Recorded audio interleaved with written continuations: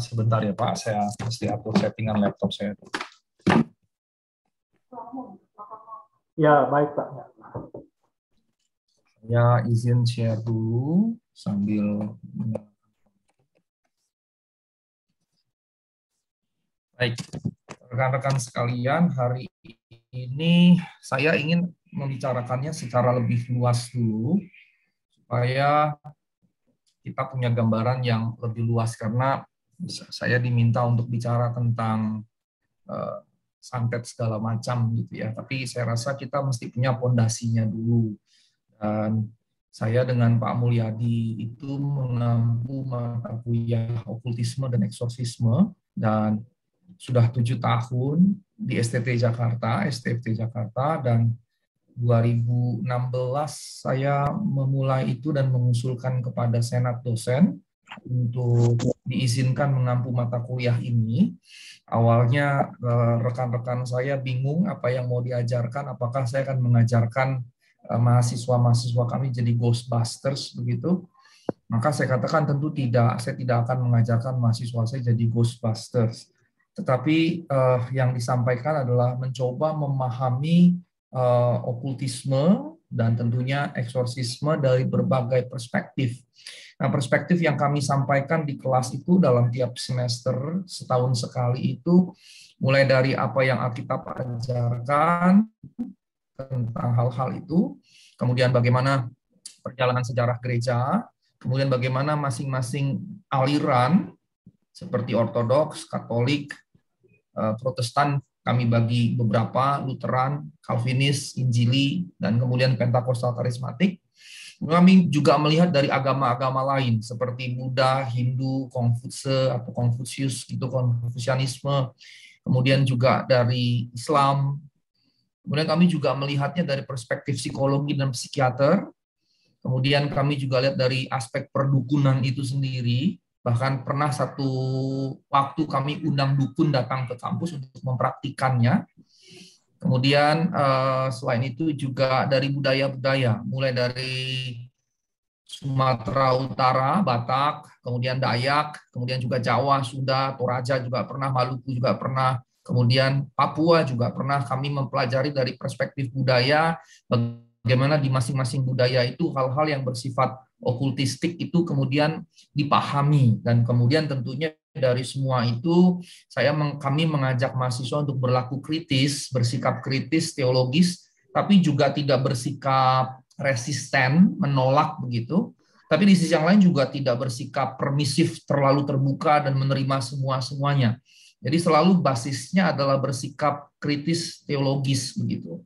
Sehingga saya kemarin ketemu dengan mantan mahasiswa saya yang pernah mengambil mata kuliah ini dari GPIB, calon pendeta, dan dia berkata bahwa dia senang sekali ada mata kuliah itu, sehingga ketika dia praktik ya jadi vikaris begitu ya, dia bisa melihat fenomena-fenomena di daerah, terutama ketika hal-hal itu jadi bukan hanya perbincangan umat, tapi juga pengalaman umat. Dia bisa merespons begitu ya secara kritis teologis, tapi juga bukan langsung bilang itu halusinasi, itu bohong, itu isapan jempol, karena sikap resisten seperti itu di daerah terutama justru akan mendapatkan penolakan kembali dari umat begitu ya. Ketika umat menceritakan pengalaman-pengalamannya, kalau pendeta tidak paham bahkan resisten menolak, malah dia akan ditolak balik oleh umat. Jadi kami berusaha mendidik mahasiswa untuk tidak berlaku seperti itu. Nah, karenanya Bapak yang terkasih, izinkan saya membawa Bapak ke dalam alam, bukan alam maksudnya pengalaman, tapi dalam alam pemikiran tentang okultisme dan eksorsisme, di mana nanti ada bagian-bagian yang secara ringkas tapi mencakup ya lumayan luas terkait dengan tema kita pada malam hari ini. Saya sebetulnya pakar biblika, saya ahli biblika. Tadi saya cerita bahwa saya ke Austria presentasi makalah di International Society of Biblical Literature, konferensi Alkitab sedunia. Sementara okultisme eksorsisme ini lebih karena faktor pengalaman. Saya punya banyak pengalaman yang bersinggungan dengan praktik-praktik yang seperti ini, dan karenanya saya ingin mendalaminya secara akademik bersama mahasiswa saya. Nah, karenanya izinkan saya berbagi materi Tadi saya sudah diberitahu waktu saya kurang lebih 1 jam lah gitu ya, karena kita sampai jam 9, walaupun tadi Bu Claudia katakan Pak Sigor boleh 70-90 menit dan diskusi boleh setengah jam, jadi total 2 jam. Kurang lebih saya usahakan saya tidak akan lewat dari jam 9 termasuk diskusi. Baik, izinkan saya sekarang berbagi materi. Ya, judulnya adalah okultisme dan eksorsisme. Jadi, mengapa saya berikan judul yang lebih besar sesuai dengan mata kuliah yang saya ampu? Karena kalau Ibu Bapak bicara tentang semua itu, santet, pelet, guna-guna, dan yang lain-lain, itu sebetulnya wilayahnya adalah okultisme. Begitu ya. Nah, sekarang saya masuk dulu ke materialisme, Ibu Bapak yang terkasih. Materialisme dapat mengacu kepada kepedulian sederhana akan dunia materi yang berlawanan dari konsep-konsep intelektual spiritual, atau kepada teori bahwa materi fisik satu-satunya yang ada di dunia ini.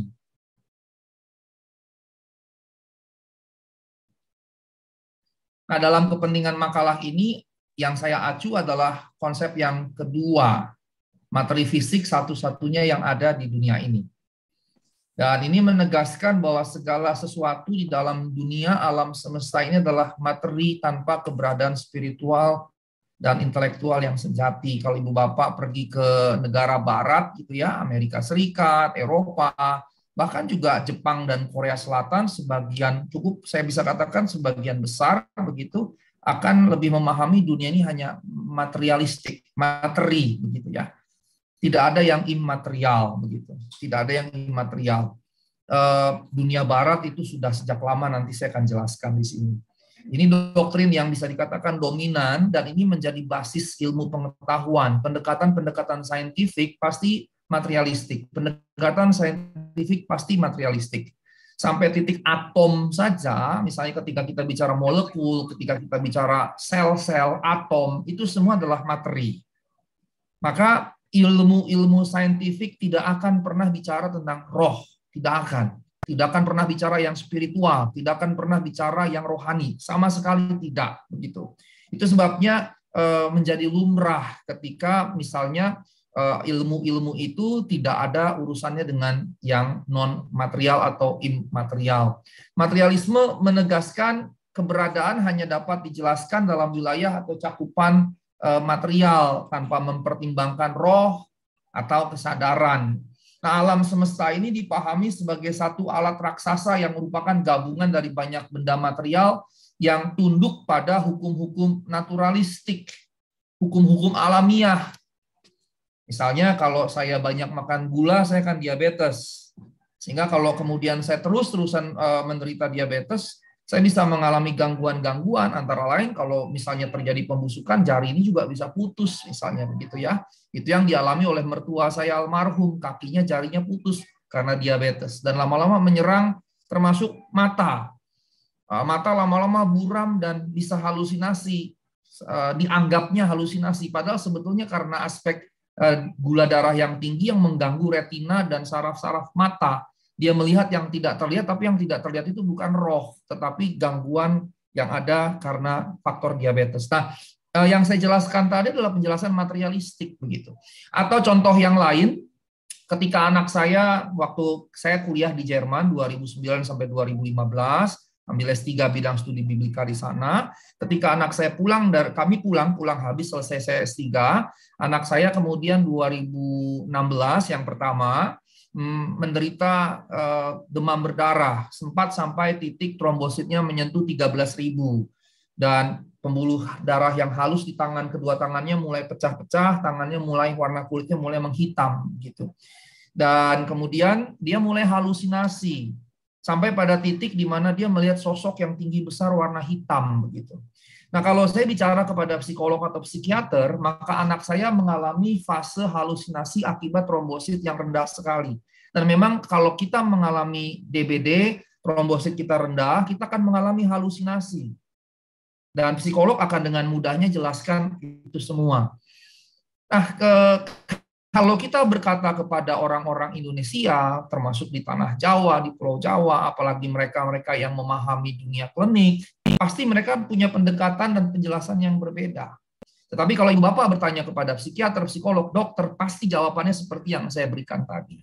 Nah, karena saya pendeta, ya saya percaya pada penelitian-penelitian psikologis, medis, ilmu pengetahuan, tapi saya juga memahami bahwa ada aspek-aspek imaterial juga, dan itu bersinggungan dengan aspek-aspek psikologis. Nanti di bagian akhir kita akan mendalaminya. Tapi saya stick di sini dulu karena penjelasan saya terkait dengan materialisme. Itu sebabnya kalau orang Barat, orang bule tidak akan percaya pada santet, pelet, guna-guna, roh penunggu, ada di pohon, ada di bangunan tua, segala macam. Yang dalam bahasa Jerman, kalau penunggu rumah itu disebut poltergeist.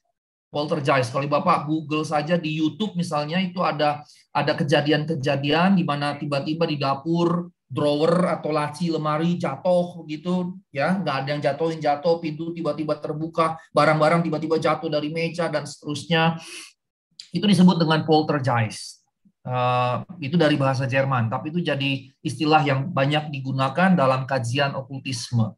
Nah, karena materialisme menolak semua konsep kreasi istimewa, dia bergantung sepenuhnya pada teori evolusi untuk menjelaskan dirinya sendiri. Nah, Ibu Bapak yang terkasih dalam Tuhan Yesus Kristus, karenanya materialisme evolusi sangat saling berkaitan. Lah, kalau semuanya materi, berarti ya nggak ada Tuhan, kan? Nggak ada Allah. Nah, kalau nggak ada Tuhan, nggak ada Allah, bagaimana alam tercipta? Ya, yang bisa digunakan untuk mendukung itu ya teori evolusi. Nah, sorry ini hurufnya kecil-kecil sekali. Materialisme sebetulnya sudah mulai dari abad ke-5 sebelum Masehi. Filsuf-filsuf Yunani seperti Leukipos, Demokritos ya yang mengajarkan materialisme. Nah, menurut Demokritos, dunia hanya terdiri dari atom-atom material dalam ruang, dalam space yang kosong. Atom-atom ini begitu kecil, berinteraksi satu dengan yang lain dan bergesekan atau saling mengait bergantung pada bentuk masing-masing. Perlu dicatat, pernyataan ini disampaikan abad ke-5 sebelum Masehi, 2500 tahun yang lalu sebelum kita punya mikroskop nano, bahkan nanomikroskop yang bisa melihat sampai ke atom-atom. Tapi teori itu sudah berasal dari 25 abad yang lalu. Ya, sudah dari 25 abad yang lalu. Nah, dengan atomisme ini Demokritos dan juga kemudian siapapun setelahnya dapat menjelaskan perubahan-perubahan dalam benda-benda, dalam konfigurasi atom-atom yang tidak berubah. Nah, berbeda dengan Demokritos, Epikuros menjelaskan bahwa atom-atom berada dalam arah atas bawah, up and down, begitu, bergerak begini, sehingga semua atom menjatuh ke dalam pola yang cukup paralel. Nah, untuk menjelaskan dampak satu dengan yang lain, kemudian menjelaskan atom-atom bergantung pada peluang-peluang perubahan arah. Nah, filsafat Epikuros berbeda dengan Demokritos. Dalam hal apa? Epikuros ini mendukung indeterminisme. Kalau Demokritos berarti determinisme. Perbedaannya, determinisme itu semuanya sudah terpola, teratur sedemikian rupa, sementara kalau indeterminisme tidak demikian. Nah, namun kemudian Epikuros berlanjut dengan aspek etis atau etikanya, etika materialisme, yaitu hedonisme, di mana kepuasan individual sebagai tujuan. Nah, walaupun sejak abad ke-5 sudah ada gagasan materialisme, dia belum menguasai dunia barat. Baru masuk menguasai dunia barat itu abad ke-17. Gagasan Epikuros tadi, pahamnya disebut epikurianisme, ya, orangnya atau ininya disebut epikurean. Ini dibangkitkan kembali justru oleh siapa? Justru orang rohaniwan, filsuf Katolik Roma dari Prancis, Pierre Gassendi. Dia menghidupkan kembali begitu. Nah, sekarang kita masuk dulu ke teks-teks biblis. Kalau tadi materialisme sebagai pengantar, begitu ya, bahwa ada nih aspek materialisme yang melihat tidak ada yang non materialisme. Ya, nanti ini berpengaruh pada dunia pendidikan, dunia ilmu pengetahuan, dunia penelitian dan seterusnya begitu. Nah, sekarang kita beralih ke sisi yang lain, kita lihat dari Alkitab dulu. Kita lihat tentang Roh Kudus dan roh lainnya dalam Alkitab. Kata roh ini muncul banyak sekali, 488 kali. Tetapi kalau Ibu Bapak lihat, perbandingannya beda sekali, ya, perbandingannya beda sekali. Di PL itu 141, kalau di PB 347. Sementara PB bukunya lebih sedikit, 39 versus 27. Yang logikanya seharusnya PB lebih sedikit. Tetapi faktanya kebalikan, walaupun PB kitab-kitabnya cuma 27 dan cenderung pendek-pendek, Mazmur sampai 150-an, Kejadian sampai berapa puluh gitu ya, Keluaran sampai Torat lah, kelimanya itu tebal sekali begitu. Kalau kita cetak dengan cetakan biasa, buku biasa, Alkitab itu akan sangat tebal. Tapi karena Alkitab dicetaknya tipis-tipis, jadinya seperti itu begitu ya. Nah, dengan perbandingan tadi 39-27 kitab, seharusnya PL lebih banyak, tapi ternyata tidak, PB lebih banyak, sampai kurang lebih 3 kali. Nah, dalam semua statistik yang ada, PB, Perjanjian Baru, akan cenderung 3 kali lipat dibandingkan Perjanjian Lama. Ketika kita bicara tentang roh-roh dan semesta tentang roh. Saya punya statistiknya supaya mempermudah Ibu Bapak sekalian. Ini statistik yang sudah saya susun, dan karena saya seorang penafsir Biblika, saya mengajar juga mata kuliah ilmu tafsir di STFT Jakarta. Salah satu yang saya tekankan penting bagi mahasiswa yang saya ajar di mata kuliah yang saya ampu adalah statistik itu penting. Statistik itu penting. Dan kemunculan-kemunculan itu yang digambarkan dalam bentuk tabel, yang berarti ini adalah data statistik, harus dicek satu persatu, supaya kita bisa dapat gambaran yang lengkap tentang apa yang Alkitab bicarakan. Bisa dibicarakan Alkitab secara keseluruhan, bisa dibagi 2 PLPB, bisa di breakdown lagi per kitab, dan seterusnya. Nah, saya bagi 2 dalam PL dan PB. Kalau Ibu Bapak lihat di sini, roh, perbandingan tadi ya, 141 PL, PB 347, hampir 3 kali lipat ya, hampir. Roh jahat itu di PL 10 kali, di PB 33 kali, lebih dari 3 kali lipat. Roh-roh di PL itu 7, di PB itu 31. Roh dengan variannya di PL itu 70, di PB 235, lebih dari 3 kali. Roh Allah itu 31 kali, sementara di PB 90 kali. Beda tipis ya, hampir 3 kali lipat. Roh Kudus, ini yang menarik, di Alkitab Perjanjian Lama hanya 3 kali Roh Kudus disebut, term Roh Kudus. Tetapi di Perjanjian Baru itu 101 kali. Kemudian di Perjanjian Baru muncul lagi Roh Kristus, Roh Yesus Kristus. Dan kemudian yang terakhir setan. PL hanya menyebut 3 kali, tetapi PB menyebutnya 64 kali. Tentunya ini statistik dari Alkitab Bahasa Indonesia ya. Nah, kalau dalam kajian yang lebih akademik lagi, maka saya mesti mengecek kemudiannya teks aslinya, Ibrani, Yunaninya apa. Dan kemudian baru diklasifikasi berdasarkan istilah-istilah Yunani maupun juga Ibrani. Tetapi saya menggunakan LAI, Alkitab LAI, dan ini menjadi semesta kita ya dalam percakapan kita. Apa pentingnya Ibu Bapak? Pentingnya adalah bahwa inilah sebetulnya yang digambarkan oleh Alkitab ketika kita bicara hal-hal yang immaterial. Immaterial, ya. Ketika saya bicara tentang yang non material, yang bukan materi, maka ini salah satu yang paling penting yang mesti kita gali satu persatu sebetulnya. Jadi memang saya close dulu sharing saya. Jadi memang adalah begini Ibu Bapak, tidak mudah memang mendalami apa yang Alkitab sampaikan, tidak mudah. Dan concern saya sebagai dosen Biblika adalah kerinduan saya mahasiswa-mahasiswa yang saya ampu betul-betul memahami Alkitab, tapi itu menjadi hal yang sangat-sangat sulit begitu, sangat-sangat sulit, sangat-sangat sulit. Di akhir perkuliahan S1 saja, kalau misalnya kami punya 60 mahasiswa, nggak nyampe 10% yang mahir bahasa Ibrani, nggak nyampe 10% yang mahir bahasa Yunani, nggak nyampe 10% yang betul-betul paham ilmu tafsir dalam konsep yang mendalam.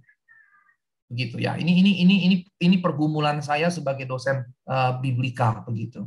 Nah, kembali ke sini, saya share tadi sebetulnya untuk menunjukkan bahwa Alkitab itu memang sangat luas gitu ya. Jadi kita nggak bisa taken for granted, baca aja nanti kita ngerti, nggak. Kita harus serius betul-betul mendalaminya untuk bisa mengertinya.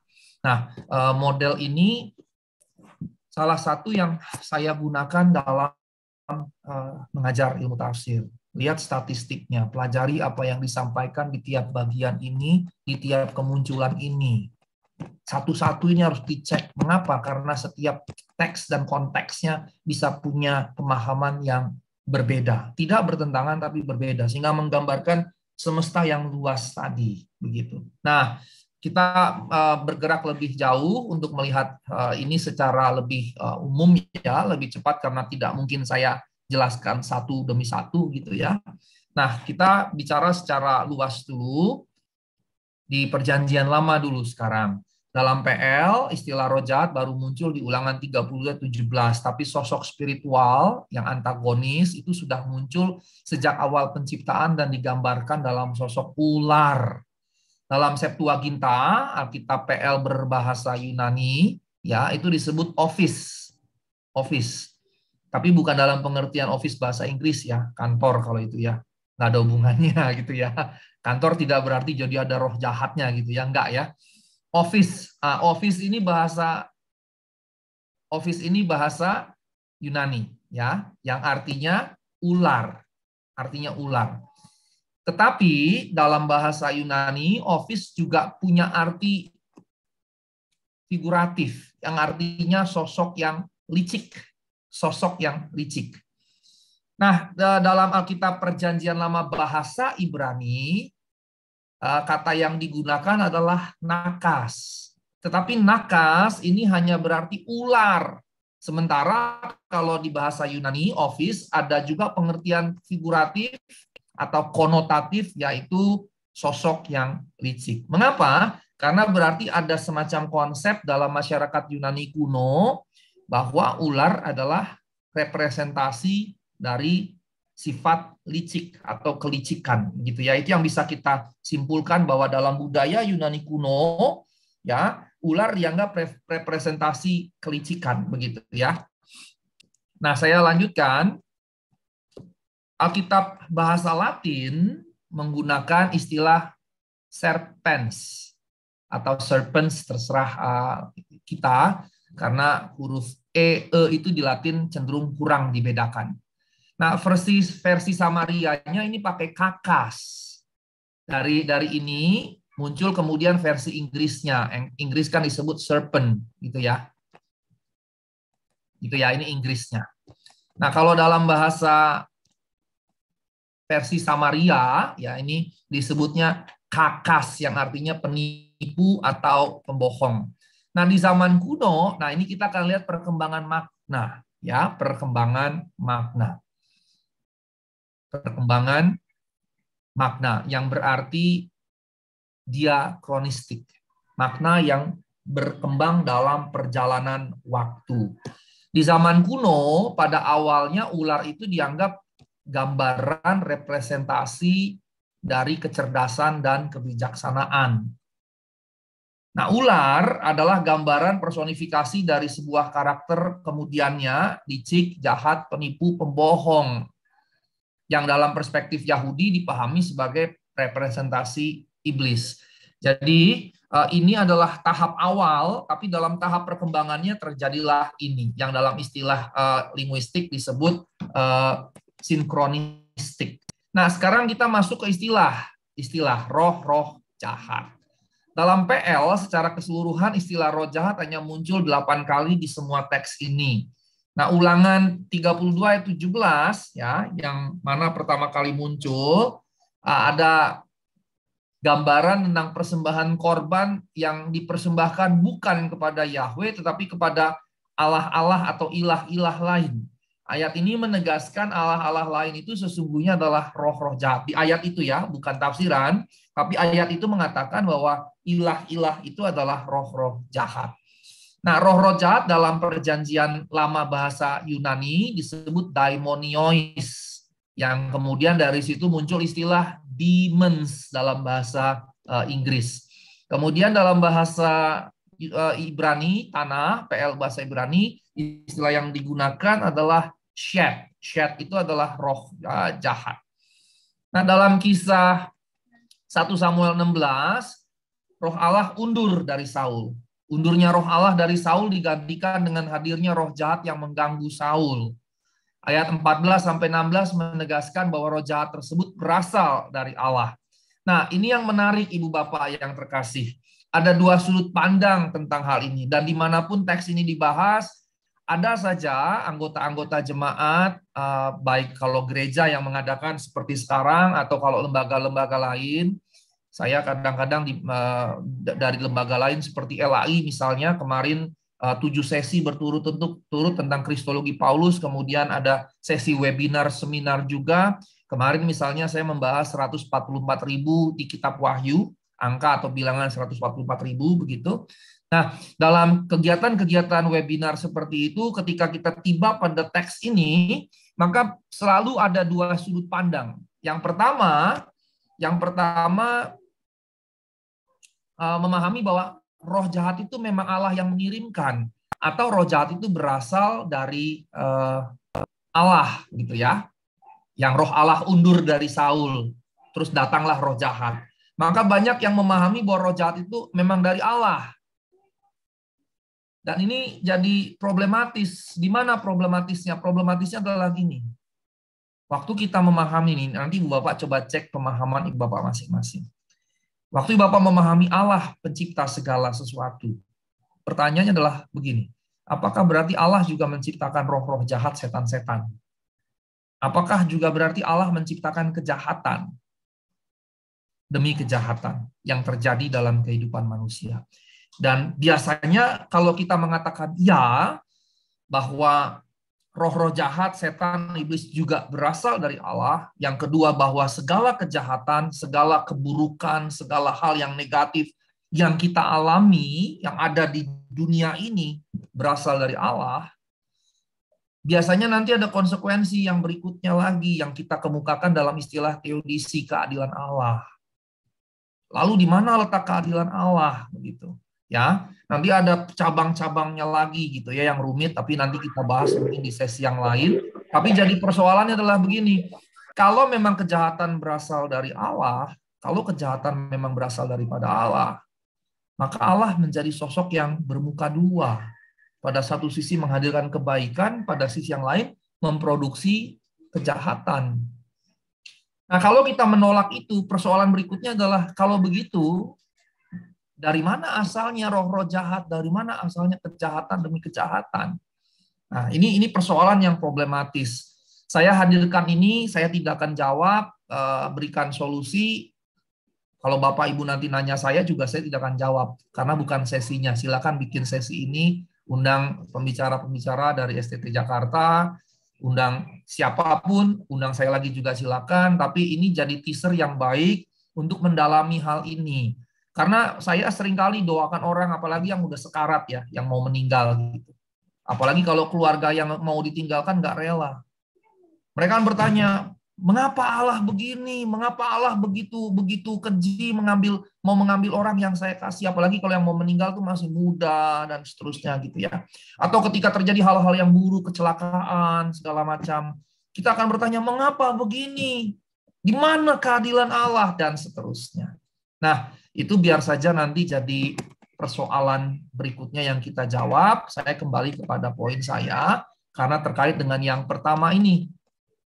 Apakah demikian begitu? Nah, kalau di sini karena terkait teks ini tentu akan saya jelaskan kebanyakan tafsirnya cenderung kemana. Nah, yang kedua, kemungkinan yang kedua adalah bahwa roh jahat bekerja atas seizin Allah. Bukan berasal dari Allah, tapi seizin Allah. Biasanya dukungan ini diambil dari kisah Ayub dan juga roh-roh jahat di Gerasa Gadara. Pasal 18-19 dari 1 Samuel berkisah bahwa permainan kecapi Daud dapat mengusir walaupun sementara roh jahat yang mengganggu Saul. Dan menurut saya ini satu dari sedikit teks yang melibatkan musik dalam eksorsisme, dalam pengusiran setan. Di banyak tempat yang lain dia tidak hadir, begitu ya. Baik, saya lanjutkan. Yang berikutnya di Mazmur 196. Loh, apa hubungannya Pak, Mazmur 196? Begini Bapak yang terkasih, teks ini sebetulnya bicara flashback. Flashback orang-orang Israel tentang keluaran dari Mesir. Bagaimana orang-orang Israel meninggalkan Yahweh, berbaur dengan suku-suku lain, mengikuti berhala-berhala mereka, dan seterusnya. Dan dalam sejarah perjalanan mereka, flashback mereka, maka berhala-berhala ini dikaitkan, dianggap sebagai perwujudan roh-roh jahat. Sekali lagi, berhala dianggap berasal dari roh jahat di perikop ini. Dengan kata lain, konsisten dengan perikop-perikop sebelumnya. Sekarang kita ke Ayub yang tadi saya singgung. Ayub 1 ayat 6-12 menceritakan bahwa iblis bisa datang kepada tahta Allah. Saya close dulu, kalau Bapak nanti baca teks itu, maka dikatakan ada malaikat-malaikat Allah begitu, dan diantaranya ada iblis begitu ya. Dan ini jadi kisah yang menarik. Kok bisa ya iblis masuk ke tahta Allah gitu ya?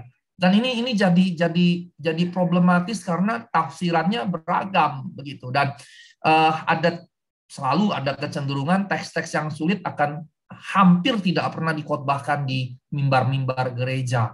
Begitu ya, teks-teks yang sulit seperti itu akan hampir tidak dikhotbahkan.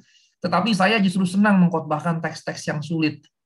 Mengapa? Pertama, challenging bagi saya. Tapi yang kedua, jemaat justru perlu tahu. Gitu.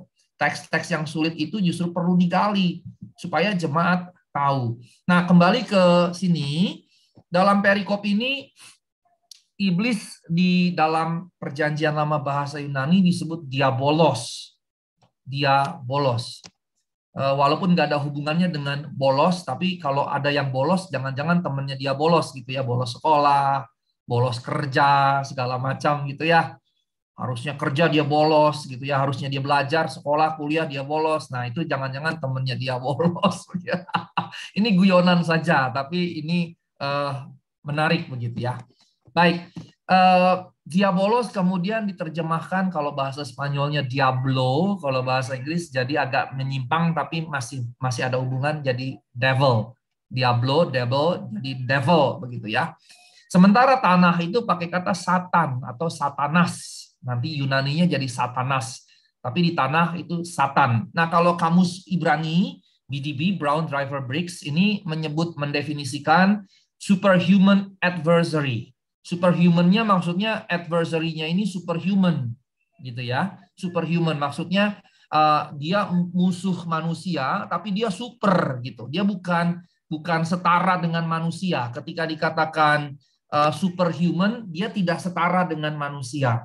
Tidak setara dengan manusia dan ini jadi catatan sebetulnya. Mengapa? Karena by definition, per definitionem, by definition itself, kata Satan itu menunjukkan secara arti kata gitu ya, terminologi atau sintaksisnya gitu ya, dia di atas manusia. Ya, ini di atas manusia. Jadi definisinya menunjukkan bagaimana sebetulnya teks itu, istilah itu di dalam teks, di dalam Alkitab dipahami. Lalu Pak, apakah dia lebih tinggi dari Allah? Nah itu tidak. Gitu. Itu yang menarik bahwa Alkitab menegaskan dia superhuman, tapi tidak berarti dia di atas Allah. Gitu. Ya, sebab kalau kita memahami iblis itu setara dengan Allah, jangankan di atas setara dengan Allah, maka kita punya pemahaman dualisme. Dualisme. Tetapi Ibu Bapak perhatikan deh, kalau kita mau lihat secara lebih terbuka, cukup banyak sebetulnya kultur masyarakat kita yang masih sangat kuat kultur tradisionalnya, itu akan menganggap bahwa si jahat dengan si baik itu sama. Model yin yang misalnya, yin yang. Itu kan menunjukkan kebaikan dengan keburukan setara. Dalam banyak konsep teologis Asia, baik religius maupun juga non-religius, maka ada konsep kebaikan, kejahatan, kebaikan, keburukan itu setara. Nah, Alkitab tidak. Jadi dia bukan dualisme. Saya ingat sekali Bapak waktu saya kuliah S1 tahun 94 karena saya alumnus STT Jakarta, almarhum Eka Dharma Putra, dosen saya, pernah berkata begini bahwa kejahatan dengan kebaikan itu tidak setara. Kalau setara itu dualisme. Allah dengan iblis tidak setara. Tetapi bahwa memang ada yang baik, ada yang jahat, ya. Bahwa ada Allah, ada iblis, ya. Tetapi bukan setara, itu dualisme. Pak Eka menjelaskan itu dualitas. Ada keduaan itu, tapi dualitas. Tetapi tidak berarti setara. Nah, ini yang Alkitabiah sebetulnya. Ya, ini yang Alkitabiah. Saya memberikan sedikit penekanan di sini supaya kita punya konsep yang jelas. Karena Kalau kita mau jujur nih Bapak ya, kalau kita lewat kebun pisang malam-malam, ya kebun pisang di atas jam 10 malam, apalagi kalau nggak ada lampu gitu ya, orang biasanya kan cenderung takut kan, ada ini, ada itu segala macam gitu. Saya pernah pelayanan di pinggiran Jakarta ke arah Bekasi di Pondok Gede tahun 96, kurang lebih 26 tahun yang lalu, masih mahasiswa begitu. Kami lewati kebun pisang, waktu itu masih sangat banyak kebun pisang. Saya jalan di situ jam 8, jam 9 malam dengan seorang ibu, sudah cenderung nenek-nenek begitu ya. Terus saya jalan di depan begitu, dan ketika saya jalan di depan, tiba-tiba si nenek lari ngibrit mendahului saya gitu. Terus kemudian saya kejar dia, saya tanya ada apa? Saya bilang, kenapa ketakutan lari-lari, ada apa? Terus nenek itu bilang begini, teman saya itu bilang begini, ada yang colek saya di belakang, Gor. Begitu saya lihat nggak ada orang di belakang. Saya bilang, terus kenapa takut, cuma dicolek kok gitu. Mungkin dia mau kenalan, saya bilang begitu aja, bercandain dia. Kalau dicolek, colek balik, saya bilang begitu, jangan ketakutan. Tapi poin saya apa? Saya sedikit bikin kelakar gitu ya. Poin saya apa? Poin saya sebenarnya dengan ketakutan-ketakutan seperti itu, kita menaruh hal-hal yang gaib seperti itu setara dengan Allah. Betul kan? Sebetulnya ketika kita ketakutan sedemikian, kita taruh itu jadi setara dengan Allah. Bahkan kalau kita mau jujur nih, kita takut nggak berbuat jahat, kita takut nggak berbuat dosa, kita takut nggak berbuat kesalahan. Cenderung jawabannya kalau kita mau jujur tidak takut kan? Yang menunjukkan kita takut tidak pada Allah, tidak kan? Kita tidak takut pada Allah ketika kita melakukan berbagai macam kejahatan, korupsi segala macam yang kita lakukan itu kan sebetulnya kalau kita lakukan ya, ini contoh, bukan berarti ibu bapak melakukannya, kan menunjukkan kita tidak takut akan Tuhan kan. Tapi kalau kita lewat kebun pisang, kebun jati, malam-malam cuma bawa obor, itu udah ketakutan betul-betul kan. Makanya nih bapak ini ada kelakar nih ibu bapak. Kalau ibu bapak Pak Yefta dari tadi ketawa, semoga bapak di rumah nggak sendirian ya Pak. Kalau sendiri ketawa kan repot ya Pak ya. Misalnya nih Pak Yefta merasa sendirian nih. Kalau bapak merasa sendirian, saya mau berikan resep manjur yang sederhana saja. Kalau bapak merasa sendirian di rumah Pak, matikan semua lampu Pak. Terus setel film horor Pak. Setelah nonton film horor itu, bapak tidak akan merasa sendirian lagi. Pak Paulus tertawa mengerti rupanya maksud saya. Karena setelah nonton film horor, jadi merasa seperti ada di sekeliling kita. Oke, baik saya lanjutkan. Nah, rekan-rekan sekalian, saya tadi menjelaskan karena definisi ini, karena definisi ini ada aspek ini superhuman-nya, ya superhuman. Dan sebetulnya dalam realitas kita seringkali memang menganggap setan itu, roh-roh jahat itu super banget, bahkan bisa sebanding dengan Allah, bahkan bisa di atas Allah dengan yang tadi saya jelaskan sedikit. Nah, iblis mencobai manusia atas seizin Allah. Karena di sini dikatakan waktu Tuhan bilang, lihat tuh Ayub. Tapi iblis bilang begini, iya dia begitu karena engkau melindungi dia. Coba engkau cabut perlindungannya. Dia juga pasti mengutuki engkau. Maka Tuhan bilang, silakan, dia ada dalam tanganmu, tapi sayangkan nyawanya. Berarti si iblis diizinkan. Dengan kata lain, pencobaan si iblis atas Ayub, atas seizin Allah.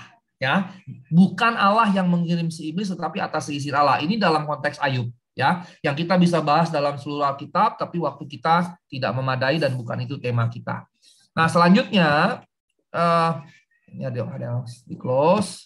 Baik, kita ke peramal, ibu bapak yang terkasih. Perjanjian Lama menyebut peramal sebanyak 16 kali. Secara umum dapat digambarkan peramal-peramal berasal dari roh-roh peramal atau roh-roh jahat, atau dari roh-roh orang-orang mati. Ya, ini intinya adalah bahwa peramal itu bukan berasal dari Allah, kurang lebih begitu ya. Peramal di bagian yang lain, Yesaya 44 ayat 25 dikatakan hanya membual. Artinya ya bohong gitu ya. Ibu bapak tentu ingat ya kisah, kalau nggak salah di daerahnya dekat-dekat ibu bapak ya, yang mengaku sakti itu Samsudin, yang kemudian dibuktikan oleh pesulap jubah merah, yang ternyata itu bukan karena dia sakti gitu ya, tetapi karena itu adalah trik-trik sulap sebetulnya. Nah, pesulap merah itu membongkar itu karena apa? Karena dia menggunakan untuk penipuan berkedok agama dan perdukunan kan. sehingga dia bongkar. Kalau sekedar sulap buat dia tidak masalah. Dan saya setuju sekali dengan itu. Saya setuju sekali. Nah, kembali di sini Alkitab sendiri mengatakan peramal hanya membual dengan ramalannya.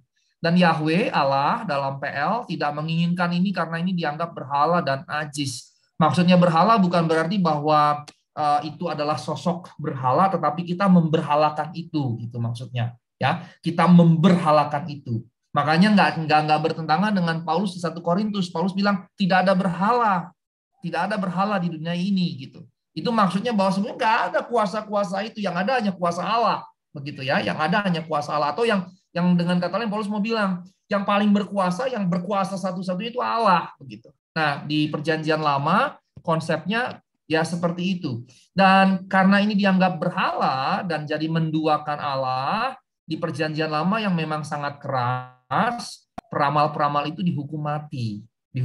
Tapi tentunya dalam konteks modern kita tidak akan setuju dengan itu ya. Masa hanya karena jadi peramal dihukum mati. Tetapi kita juga disadarkan dengan trik-trik yang tadi saya sebut ya, dari Samsudin tadi. Saya sengaja sebut nama toh karena sudah diberitakan di media massa dengan begitu masif gitu ya, dan pembuktian terhadap penipuannya begitu ya. Nah, walaupun kita tidak setuju bahwa peramal seperti itu dihukum mati, tapi toh tetap perilaku seperti yang dilakukan orang itu kan penipuan ya. Saya baca satu kwitansi penyembuhan yang dilakukan oleh yang bersangkutan kepada pasiennya, satu kwitansi harganya 10 juta.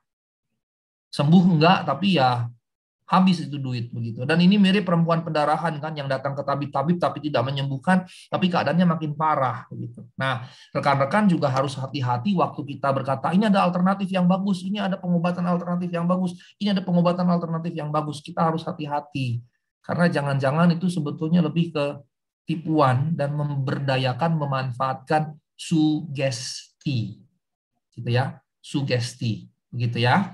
Baik, saya lanjutkan. Kemudian dukun dan petenung. Istilah dukun hanya muncul sekali, Yeskiel 13 ayat 18 yang menyinggung tentang dukun-dukun perempuan dengan tali-tali azimatnya. Dan ini juga menjadi menarik. Mengapa? Karena cukup banyak di Perjanjian Lama dukun dikorelasikan dengan perempuan. Ini menjadi sebuah hal yang menarik begitu. Saya belum mendalami lebih jauh, tetapi ini adalah fakta. Ya, pelihat yang diminta oleh Saul di Endor itu juga perempuan, gitu ya. Nah, rupanya ada semacam kultur di Timur Tengah kuno bahwa yang mempraktikkan itu perempuan, begitu ya, cukup banyak begitu. Nah, kemudian muncul juga istilah petenung, munculnya 4 kali di sini teks-teksnya. Nah, petenung dalam Septuaginta, PL berbahasa Yunani disebut manteumenos, yang berarti meramal melalui memasuki alam gaib. Kalau dalam bahasa Inggris ini jadinya divination. Nah, dalam Tanakh bahasa Ibrani disebut kesem, yang artinya ya divinasi. Apa sih Pak Sigor divinasi? Divinasi itu memasuki atau dipengaruhi alam gaib. Misalnya bisa dalam beberapa model, bisa spiritisme atau spiritualisme. Saya mengundang roh kemudian memasuki diri saya. Lalu yang bicara bukan lagi saya, bukan lagi Asigor, tapi roh itu. Waktu kami mengundang dukun ke STT Jakarta, bukan berarti kami mempercayai dukun, tapi kami mempelajari secara objektif dan ilmiah praktik-praktik perdukunan seperti apa. Dan kami jadi pengamat. Kami undang dia dan kami minta praktikan. Dia mengundang 3 roh yang bergantian datang menguasai orang itu. Dan kemudian orang itu berubah suara. 3 roh itu rupanya berasal dari waktu dan tempat yang berbeda. Ada yang dari 2 abad, ada yang 3 abad sebelumnya, gitu ya. Nah, 3 roh itu juga menghadirkan karakteristik yang berbeda, suara, aksen maupun volume yang berbeda, dan berbagai macam hal lagi yang kami catat, gitu. Saya suruh juga mahasiswa saya mengamati dan mencatat, begitu. Tetapi kemudian ketika dia roh-roh itu menjelaskan apa yang disampaikan, begitu, saya tanya satu. Waktu itu 2016 menjelang pemilihan gubernur DKI Jakarta ke 2017. Maka saya tanya sama roh itu yang merasuki si dukun. Saya tanya begini, Karena dia dipanggilnya Mbah gitu ya. Saya tanya gitu, Mbah, saya mau tanya nih, Pilgub DKI Jakarta siapa yang menang? Ahok kah atau lawannya? Kira-kira jawaban Mbah itu Ibu Bapak bisa tebak tidak?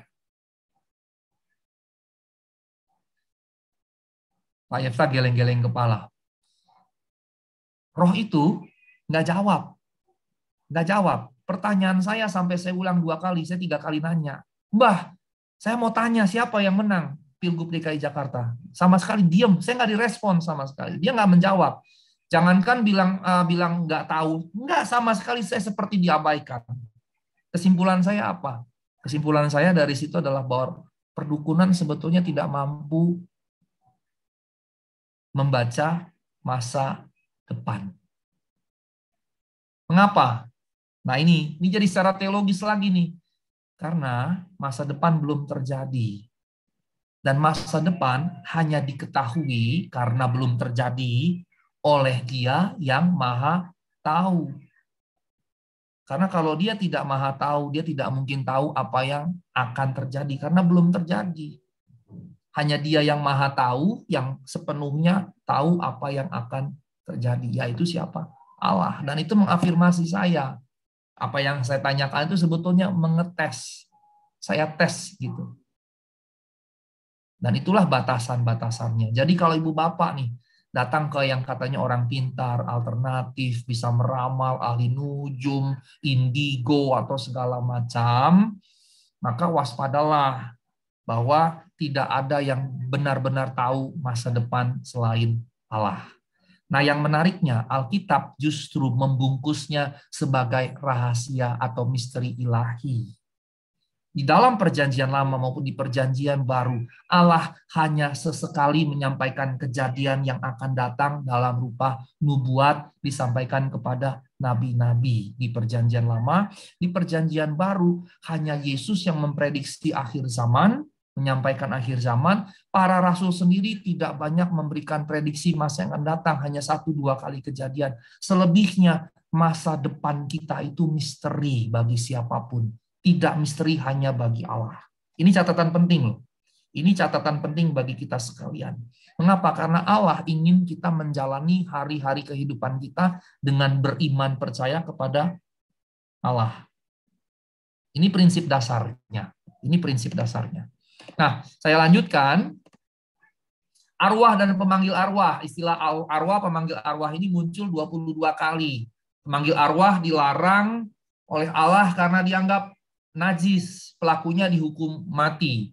Dan 1 Samuel 28 ini mengisahkan Saul yang pergi ke seorang wanita pelihat yang tadi saya singgung di Endor dan meminta memanggil arwah Samuel yang telah meninggal. Dan menariknya, arwah Samuel datang kepada wanita tersebut. Nah, Ibu Bapak, yang jadi pertanyaan adalah kemudian begini.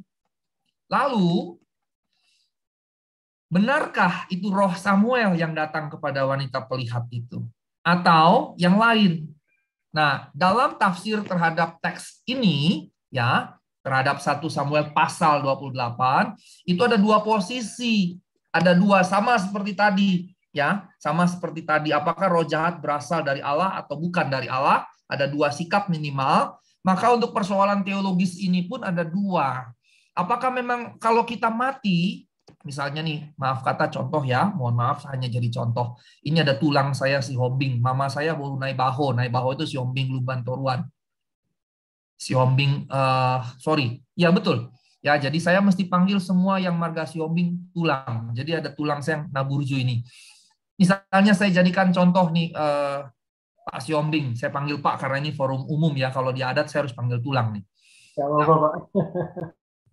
Nah, kalau Pak Siombing ini misalnya mohon maaf meninggal nih, jadi contoh saja nih. Terus kemudian kita bisa nggak panggil Pak Siombing dari kuburnya untuk muncul? Misalnya kita undang Pak Yefta, kemudian Pak Siombing masuk dalam tubuhnya Pak Yefta, merasuki Pak Yefta.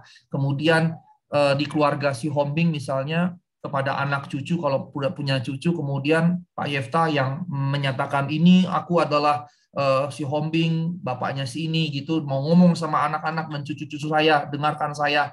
Nah, kira-kira kita sebagai orang percaya kan berkata benar itu rohnya Pak Siombing yang merasuk Pak Yefta atau bagaimana? Nah, ini bagi orang Batak ini penting ya, Pak Siombing ya. Karena kita ada berbanyak sekali berkaitan dengan itu ya, mangokal holy misalnya, dan berbagai macam ritus-ritus adat kita gitu ya. Nah, di dalam tafsir paling tidak ada dua sikap nih Ibu Bapak yang terkasih. Pertama, ada yang bilang begini, ya narasi itu bercerita apa adanya dan tidak diberikan semacam pandangan penilaian teologis sama sekali. Sehingga arwah yang tampil bukan Samuel. Walaupun diceritakan Samuel apa adanya, ceritanya menceritakan apa adanya. Tetapi sebetulnya itu bukan Samuel roh jahat. Jadi tidak ada theological evaluation gitu. Tidak ada evaluasi teologis. Itu bukan Samuel, bukan. Dia cuma menceritakan bahwa Saul datang ke seorang pelihat, dia meminta Samuel datang dan Samuel muncul dalam penglihatan dalam alam gaib si pelihat gitu. Saulnya nggak tahu itu Samuel, nggak lihat, yang lihat itu pelihatnya gitu ya, pelihatnya. Nah, rekan-rekan sekalian, kemudian itu berarti bukan Samuel karena dia cerita apa adanya. Tapi yang kedua, sikap yang kedua, roh manusia yang telah meninggal masih bisa dipanggil. Nah, umumnya para penafsir dan gereja menerima sikap yang pertama, bahwa cerita itu diceritakan apa adanya, tanpa ada penilaian teologis. Kitalah pembaca yang mesti memberikan penilaian teologis atas itu. Berdasarkan ya tentunya pertama-tama keseluruhan doktrin Alkitab, sehingga kita mesti membiarkan Alkitab menafsir dirinya sendiri. Kebanyakan lebih memilih posisi yang pertama. Ada nggak yang kedua? Ya, tetap ada 1 dan 2 begitu. Nah, saya membimbing mahasiswa kemarin itu karya tamat atau skripsi ada 7 orang, dan dari 7 itu 4 bicara budaya Batak yang berkaitan juga dengan dunia orang mati. Nah, salah satu dari mahasiswa saya mengajukan proposal penelitian tesis untuk magister, sudah diterima di kampus, mulai kuliah semester yang akan datang.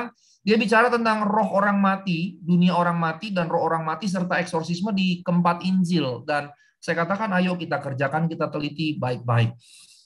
Tetapi yang saya mau sampaikan dari sini adalah bahwa dalam literatur-literatur yang saya berikan kepada mahasiswa saya, kebanyakan lebih berpihak pada nomor 1, walaupun ada juga yang menyatakan nomor 2. Nah, mengapa kebanyakan berpihak nomor 1? Ada beberapa penjelasan sederhana yang saya sampaikan singkat saja. Pertama, di Perjanjian Lama dinyatakan bahwa dunia orang mati tidak bisa dikunjungi oleh orang yang hidup dan sebaliknya. Ya. Jadi orang yang hidup tidak bisa masuk ke dunia orang mati dan orang yang mati tidak bisa masuk ke dunia orang hidup. Itu di seluruh Perjanjian Lama ada berita itu. Makanya tadi peramal roh-roh orang mati ditolak gitu ya, ditolak begitu. Karena dalam PL itu tidak diajarkan demikian. Itu bertentangan dengan ajaran dalam PL. PB bagaimana, Pak? PB begini, kita tahu kisah Lazarus yang mati ya dengan orang kaya ya, kisah orang kaya dan Lazarus yang miskin gitu ya. Dan kita tahu keduanya mati. Kemudian yang kaya itu masuk dalam perapian yang menyala-nyala, Lazarus ada di pangkuan Abraham. Dan itu menunjukkan sebetulnya percakapan yang memikat ketika si orang kaya yang ada dalam perapian yang menyala-nyala meminta supaya Lazarus diutus kepada saudara-saudaranya yang masih hidup di bumi. Abraham bilang begini, ada pada mereka kesaksian Musa dan para nabi. Orang kaya itu bilang, tidak Bapak Abraham. Tapi kalau dari sini Lazarus engkau kirim, mereka percaya. Abraham bilang, kalau mereka tidak percaya pada Taurat dan pada kitab para nabi, itu perjanjian lama maksudnya ya. Kitab Taurat itu kan Taurat, Torah, para nabi itu Naviim, dan perjanjian lama itu kan ini ya, istilah tanah dalam perjanjian lama. Ini PL Ibrani, tanya itu Taurat, nanya Naviim, kahanya Ketuvim. Jadi memang ada 3 bagian PL. Taurat, kitab para nabi, dan sastra. Ya, sastra itu Mazmur, Ayub, dan seterusnya. Nah, waktu Abraham bilang ada pada mereka kesaksian Musa, itu maksudnya Taurat. Dan para nabi itu maksudnya Naviim. Jadi bicara tentang PL. Abraham bilang ada kan kitab suci PL. Nah, terus ketika dia mendesak, Abraham bilang ada jurang yang tak terseberangi antara dari sini ke situ dan dari kita ke dunia. Jadi jembatan yang tak terseberangi menunjukkan bahwa tidak mungkin orang dari dunia orang mati masuk ke dunia orang hidup dan sebaliknya. Contoh-contoh yang kecil lagi, minor examples, misalnya waktu anak Daud hasil perzinannya dengan Batsheba sakit keras, terus ketika dia mati, ya, waktu sakit keras Daud berkabung, ketika dia mati Daud melepaskan kabungnya dan berpakaian normal lagi. Pegawainya bingung, kamu waktu dia sakit keras berkabung, sekarang mati kok berhenti berkabung? Daud bilang apa? Dia tidak akan kembali kepadaku, aku yang menyusul dia. Begitu juga dengan Yakub, waktu kemudian dinyatakan bahwa Yusuf mati. Yakub bilang, dia tidak akan kembali kepadaku, aku yang menyusul dia. Gitu ya. Jadi kita semua akan mati, tapi orang mati tidak akan bisa datang ke dunia orang hidup. Itu di PL maupun di PB, kedua-duanya konsisten.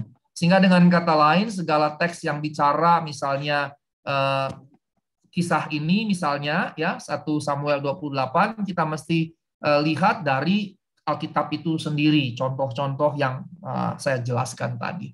Nah, kita bicara dunia orang mati. Dunia orang mati yang tadi disinggung itu dalam bahasa Ibrani disebut Sheol, dalam bahasa Yunani disebut Hades.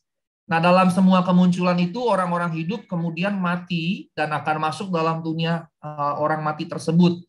Tidak ada satupun yang menyatakan bahwa orang-orang dari dunia orang mati akan datang atau bisa datang ke dunia orang hidup yang tadi saya sudah jelaskan.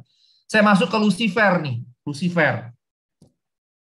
PL belum mengenal istilah setan iblis dalam versi Indonesia. Narasi Yesaya 14 ayat 12 tentang bintang timur putra fajar. Ini dianggap bicara tentang sosok setan. Dalam PL bahasa Yunani Septuaginta disebut istilahnya Heosphoros Hoproi, Heosphoros Hoproi. Yang dalam bahasa Inggris King James misalnya Indonesianya menerjemahkan bintang timur atau putra fajar, dalam teks Inggris disebut Lucifer. Nah, ini kemudian King James Version ini, English Version yang King James, yang kemudian membawa kita memahami bahwa Yesaya ini Lucifer dan Lucifer itu iblis. Dan mulailah orang Kristen memahami Lucifer berarti iblis. Pertanyaannya justru adalah, benarkah? Nah, Ibu Bapak yang terkasih, Lucifer adalah personifikasi bintang timur. Bintang timur itu muncul di pagi hari dalam mitologi Yunani. Sebetulnya dia bukan bintang, sebetulnya Venus itu kan planet ya. Tapi pada zaman itu kan astronominya belum bisa membedakan antara bintang, planet, komet, dan lain-lain. Gitu ya. Misalnya bintang yang bergerak pada waktu Yesus lahir yang dijadikan rujukan oleh orang Majus. Orang Majus kan bilang bintang, Alkitab bilang bintang, dan kita terima bintang. Tapi dalam astronomi yang sekarang, kalau dia bergerak seperti itu, sangat mungkin itu bukan bintang dalam pengertian ilmu pengetahuan astronomi modern, sangat mungkin itu komet atau sejenisnya. Begitu ya, karena waktu itu mereka belum bisa membedakan, karena semuanya berkelip-kelip. Tapi kita kan tahu bulan bercahaya misalnya bukan karena bulan punya sinar, tapi memantulkan cahaya matahari, dan seterusnya. Nah, penjelasan saya ini untuk menjelaskan bahwa bintang, ya, penjelasan tadi untuk menjelaskan istilah bintang ini sebetulnya yang dimaksud bintang timur adalah Venus yang sebetulnya adalah planet. Ya. Nah, Lucifer berasal dari kata lux yang artinya cahaya dan vere yang artinya membawa. Sehingga kalau digabung berarti pembawa cahaya. Nah, istilah ini sebetulnya lux vere ini digunakan Hieronymus atau Jerome dalam Alkitab Latin Vulgata yang dia terjemahkan dari PL-nya Ibrani, PB-nya Yunani. Dia terjemahkan jadi Alkitab bahasa Latin yang disebut dengan Vulgata untuk menerjemahkan Hellel dalam bahasa Ibrani yang artinya yang bersinar. Jadi dengan kata lain, Lucifer ini adalah terjemahan si Hieronymus untuk Alkitab Latin yang digunakan untuk menerjemahkan Hellel ini. Jadi apakah dia bicara tentang setan atau iblis? Ternyata tidak. Ternyata tidak. Istilah ini kemudian diambil alih oleh penerjemah bahasa Inggris. Dalam kekristenan kemudian Lucifer dianggap sebagai setan. Tapi dalam Yudaisme mereka nggak kenal Lucifer sebagai sosok iblis. Mengapa? Karena memang tidak ada, itu bagian dari pengaruh penerjemahan Alkitab bahasa Inggris. Mengapa kalau begitu kemudiannya ini yang digunakan? Ternyata di dalam Alkitab, di teks saya tidak ada, saya pikir tadinya ada. Di dalam teks Latin, istilah yang digunakan itu huruf L kecil, Lucifer. L-nya kecil. Dari sini, yang artinya pembawa cahaya yang terjemahan ini. Begitu. Baru kemudian dalam Alkitab bahasa Inggris, ini kalau L kecil kan kata benda ya. Nah, ketika dalam bahasa Inggris digunakan L besar, Lucifer, ini jadi nama. Nah, di sini terjadi sebetulnya perubahan itu. Supaya Bapak tahu. Jadi kalau ada istilah Lucifer yang digunakan, kita bisa bilang, itu bukan nama, dan itu nggak merujuk iblis. Begitu. Ya, kita mesti mengerti letak persoalan di mana. King James Version, Raja James yang meminta diterjemahkan ke Inggris. Penerjemah Inggrisnya menerjemahkannya dari L Lucifer kecil, L-nya kecil kata benda, pembawa cahaya kan kata benda. L-nya dibesarkan jadi nama. Begitu, ya. Misalnya selamat. Nah, orang Indonesia kan, orang Jawa misalnya bisa jadikan itu selamat dengan S-nya besar. Begitu dia jadikan S-nya besar, maka dia jadi nama. Kalau S-nya kecil, dia jadi kata sifat kan, selamat begitu. Kurang lebih seperti itu yang terjadi prosesnya. Sehingga kalau ada yang bilang Lucifer itu sosok si iblis, kita harus katakan tidak, itu nggak tepat. Pembacaan Alkitab yang ada itu tidak ke situ, itu salah. Itu pengaruh dari penerjemah Inggris yang kurang pas menerjemahkan. Gitu ya, ini catatan yang mesti kita pertegas. Nah, saya akan usahakan sedikit lagi saya selesai supaya kita punya setengah jam paling tidak waktu untuk berdiskusi. Sekarang saya ke perjanjian baru. Dalam perjanjian lama hanya sedikit muncul hal-hal yang terkait roh-roh jahat, tetapi tidak demikian dengan perjanjian baru. Mengapa demikian, Ibu Bapak yang terkasih? Dalam perjanjian baru justru lebih fokus bukan pada peramal, petenung, dan seterusnya, tapi fokusnya pada roh, begitu, pada roh. Istilah roh jahat muncul 33 kali dalam PB. Tadi sudah ada statistiknya ya, kita nggak usah ulangi. Dan roh jahat merupakan terjemahan dari akatarto. Akatarto. Yang artinya unclean. Unclean. Ya, jadi dalam bahasa Inggris makanya disebut rohnya bukan roh jahat, bukan evil spirit, tetapi unclean spirit. Begitu. Nah, untuk istilah setan muncul 64 kali. Dia dari kata daimonizomenus, itu ada Yunaninya dan cara bacanya. Daimonizomenus yang ditransliterasi dalam bahasa Inggris menjadi demons. Tadi yang di awal Septuaginta daimonios. Kalau di dalam perjanjian baru daimonizomenus artinya sama demons. Jadi kalau di Inggris ada demons, itu sebetulnya transliterasi, diambil alih, diserap gitu ya. Nah, istilah iblis dalam bahasa Indonesia itu diabolos yang tadi saya sebutkan, ditransliterasi menjadi devil. Nah, ini yang menjadi menarik, setan dan roh jahat nampaknya digunakan tumpang tindih, overlapping. Jadi kalau di Alkitab bahasa Indonesia LAITB, terjemahan baru LAI untuk TB, ada istilah setan, maka ini sebetulnya berkaitan dengan roh-roh jahat. Begitu. Jadi setan menariknya adalah diabolos kemudian digunakan iblis, bukan setan. Bukan setan. Setan kemudiannya jadi roh-roh begitu ya, roh-roh jahat, setan-setan gitu ya, bukan nama, bukan person begitu. Yang personnya diterjemahkan iblis. Mengapa? Perkiraan saya karena pembacaannya mirip diablos, iblis, jadi seperti itu gitu ya. Menurut saya jadi cenderung ke situ.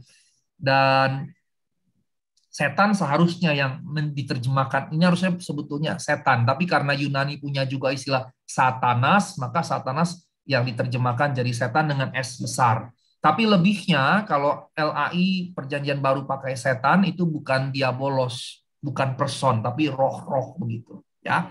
Sementara kalau diabolosnya sendiri itu bicara satu figur atau satu sosok. Dan dia jadi pemimpin dari setan-setan atau roh-roh jahat. Nah, gambarannya bagaimana? Gambaran dalam PB, roh jahat bisa masuk dalam rumah ibadat, yang menunjukkan rumah-rumah ibadat termasuk gereja tidak kebal atau tidak imun terhadap roh-roh jahat. Jangan kita pikir bahwa setan tidak bisa masuk gereja kita. Bisa. Bukan berarti tidak bisa, bukan berarti kalau bangunan jadi gereja itu jadi suci hama. Enggak. Sangat-sangat tidak begitu ya. Nah, mengusir roh jahat, gambaran yang kedua merupakan salah satu perintah Yesus kepada murid-murid dalam memberitakan Injil. Nah, gambaran yang ketiga, roh-roh jahat mengenali Yesus sebagai anak-anak Allah. Nah, roh-roh jahat dapat merasuki manusia, mengendalikan tubuh manusia. Di beberapa teks misalnya dia digambarkan dia bisa berteriak-teriak, dia bisa mengguncang-guncang tubuh, dia bisa masuk dan berdiam dalam diri manusia, dia bisa membuat seseorang menjadi tidak waras, dia bisa menyeret-nyeret seseorang, dan seterusnya. Nah, kembali saya tegaskan di sini bahwa ketika kita bicara petenung, peramal, perdukunan, dan yang lain-lain, itu banyak sekali hadir di Perjanjian Lama. Jadi di Perjanjian Lama yang dikaji, dibahas itu orangnya, sosoknya, ya, personnya. Sementara di Perjanjian Baru yang didalami, dikaji bukan personnya, bukan sosoknya, tapi yang dibalik orang atau person itu, kuasa yang dibalik itu, begitu. Ya, ini karakteristik yang berbeda antara PL dengan PB, tapi yang membuat kita jadi punya pemahaman yang kaya ketika kita bicara tentang dunia okultistik atau okultisme. Nah, Perjanjian Baru menegaskan dia bisa masuk ke dalam binatang. Dan Tuhan Yesus mengusir roh-roh jahat yang merasuk seseorang dengan mudah, dengan otoritas. Nah, roh-roh jahat tunduk pada perintah Yesus. Roh jahat diusir, tapi dia bisa datang kembali bahkan membawa teman-temannya. Ini apa yang disaksikan oleh Perjanjian Baru, khususnya Injil-Injil kanonik. Nah, iblis adalah pemimpin dan memiliki malaikat-malaikat pengikut atau setan-setan atau roh-roh jahat. Iblis kadang disebut juga Beelzebul, kadang disebut juga sebagai penghulu setan, Archontiton Daimonion. Nah, Kisah Para Rasul kemudian menyatakan para rasul juga kemudian diberikan kuasa oleh Yesus untuk mengusir setan-setan, dan itu di-extend bukan hanya para rasul tapi juga para murid, gitu ya, para murid. Karena kemudiannya bukan cuma rasul yang melakukan, Filipus dan seterusnya misalnya juga melakukan. Nah, PB tidak menggunakan sama sekali istilah-istilah yang muncul dalam PL seperti petenung, peramal, pelihat, dukun, yang berarti juga termasuk praktik-praktiknya. Tenung, ramalan, pelihatan, begitu ya. Termasuk juga santet, pelet, segala macam itu tidak dibahas. Kalau itu di PL ya, tapi yang di PL yang dibahas bukan praktik-praktiknya, tapi pelaku-pelakunya. Praktik-praktiknya sudah jelas dianggap tidak tepat di dalam Perjanjian Lama, dan pelakunya itu juga dianggap sebagai melawan Allah. Nah, kalau di Perjanjian Baru yang dibahas adalah kuasa di balik itu. Jadi PB dengan kata lain langsung melihat kepada sumber masalah, yaitu iblis dengan roh-roh jahatnya. Ini yang saya katakan tadi sebagai pembeda di dalam bagaimana PL dan PB melakukan pendekatan. Nah, sekarang saya masuk pada perspektif psikologis, Ibu Bapak sekalian ya. Perspektif psikologis, karena ini menjadi penting. Tadi saya sudah jelaskan dua aspek. Aspek pertama materialisme, pandangan barat, materialisme. Di materi saya yang lebih lengkap saya akan bawa juga kepada materialisme, hedonisme, sekularisme. Tapi mengingat waktu, hedonisme saya cuma singgung sedikit, tidak saya jelaskan. Sekularisme juga sama sekali tidak saya jelaskan supaya menghemat waktu, tapi konsepnya kurang lebih bahwa dunia barat sekarang pemahamannya materialisme. Ke psikolog, psikiater, ke dokter, kemana-mana, fisikawan pasti materialisme. Mereka pasti tidak akan mempercayai adanya eksistensi yang non-material. Pada ujungnya ketika menjadi ateistik, tentunya tidak percaya akan eksistensi Allah. Gitu ya. Nah, bagian yang kedua tadi saya sudah jelaskan tentang perspektif biblis roh-roh begitu. Tadi saya singgung tentang ada Roh Kudus, Roh Kristus, tapi bahasan saya lebih kepada roh dari di balik kuasa-kuasa tadi, di balik praktik-praktik tadi, petenung, peramal. Sekarang saya masuk ke aspek yang ketiga dari materi saya. Dan saya tidak akan jelaskan terlalu panjang lebar. Nanti untuk lebih dalam, Ibu Bapak juga bisa mengundang psikolog yang memang mendalami itu. Tapi saya juga mendalaminya karena saya pernah memaparkan mendalami juga bersama psikolog, psikiater. Saya pernah mengundang psikolog dari GKI Pondok Indah 2 tahun, 2 sesi, 2 tahun berturut-turut di kuliah kami, Okkultisme Eksorsisme. Saya juga pernah mengundang psikiater, dosen Ukrida, ya, Ukrida. Satu grup dengan menabur yang Bapak tentu tahu ya di Jakarta. Saya minta beliau menjelaskan dari perspektif psikiater dan neurologi. Misalnya nih kalau kita sedang melihat, kita bilang kita punya penglihatan, kita dapat mimpi, kita ngelihat roh, ngelihat apa segala macam gitu. Itu rupanya sinyal-sinyal gelombang otak itu berbeda dibandingkan kalau kita tidak mengalami. Dan dia jelaskan fungsinya secara neurologis. Nah, yang terakhir saya mengundang psikolog, kami sudah online 2021 kalau saya nggak salah jadi akhir tahun lalu. Saya mengundang psikolog yang memang mendalami kasus-kasus orang yang mengalami kerasukan. Ada yang mengklaim di guna-guna, ada yang mengklaim di santet, ada yang mengklaim di pelet, ya pelet, tahu pelet ya? Bukan makanan ikan ya, Ibu Bapak ya, itu palet kalau itu ya. Pelet pasti Bapak tahu ya. Beliau mendalami itu dan kalau saya sejujurnya saya paling banyak menangani 300 konseli gitu sepanjang saya pelayanan. Kalau beliau karena beliau psikolog dan khusus menangani bidang ini, dia beritahu yang sudah dia tangani 6.000 orang. Maka saya katakan Bapak menghandle jauh lebih banyak. Saya paling 300 sepanjang 25 tahun saya melayani. Itu paling 300-an. Nah, COVID kemarin saya layani 6 orang yang masing-masing mengklaim mengalami gangguan-gangguan okultistik. Ada yang katanya diguna-guna, ada 2 yang mengklaim diguna-guna, orang lain berarti yang kirim gitu ya. Yang satu itu mengklaim diguna-guna karena ada cowok yang suka sama dia nggak suka sama cowok itu, jadi diguna-guna gitu. Kemudian ada beberapa lagi yang kasus-kasus yang lain. Saya menangani di COVID ini 6. Kemarin ditambahin ada 1. Saya sedang menghandle 1 lagi, jadi 7. Nah, karenanya saya cerita tadi untuk menunjukkan bahwa aspek psikologi sangat bermain kuat gitu ya, memainkan peranan yang penting dalam semua aspek ini, semua hal ini. Nah, mari kita lihat ketika misalnya saya mengklaim saya dirasuk, saya diguna-guna, saya disantet atau saya dipelet atau segala macam gitu ya.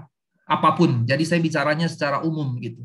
Karena case by case juga waktu itu saya pernah bicara dengan GKI Semarang tentang ramal. Nah, itu secara khusus memang kami dalami peramalan begitu ya. Saya dalami secara khusus. Nah, sekarang kita bicara dulu secara umum dan aspek psikologisnya. Nah, William James bilang begini, Ibu Bapak yang terkasih.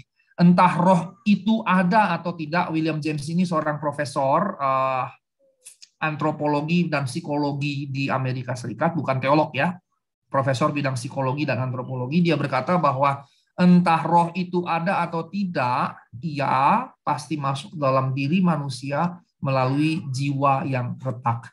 Jadi rupanya saya menyimpulkan begini, pengamatan dan pengalaman, kajian berdasarkan pengamatan-pengalaman saya, sebetulnya setiap kita punya jiwa yang retak. Tidak ada yang tidak retak. Itu bagian dari kejatuhan manusia ke dalam dosa. Bedanya adalah ada yang retaknya halus seperti benang, ya. Ada yang retaknya besar sekali seperti jurang. Gitu. Nah, William James berkata, kita mau percaya roh ada atau tidak, apapun, gejala-gejala yang ditampilkan, entah dia kerasukan, entah dia diguna-guna, entah dia klaim dia disantet, dipelet, atau apapun gitu ya.